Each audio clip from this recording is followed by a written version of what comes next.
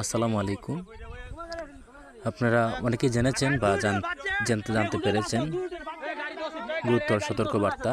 শানকলা মির্জাপুর শানকলা ইউনিয়নের পাশে আজ শানকলা মির্জাপুর অফিসের সামনে একটি ভয়াবহ অটোরিক্সা অ্যাক্সিডেন্ট ঘটেছে। এই ঘটনায় অনেক মানুষ আহত হয়েছেন। যারা আহত হয়েছেন তাদের দ্রুত সুস্থতা কামনা করছি।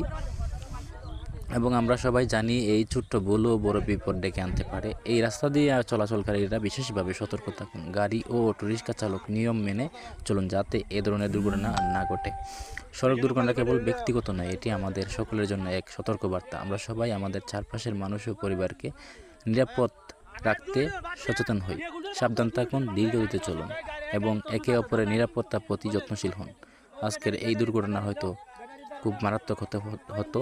এই যে একটি ঘরের সামনে আপনারা দেখতে পাচ্ছেন, এখানে একজন মহিলা আহত হয়েছে। তো আপনারা অবশ্যই সাবধানে চলাচল করবেন। ধন্যবাদ সবাইকে।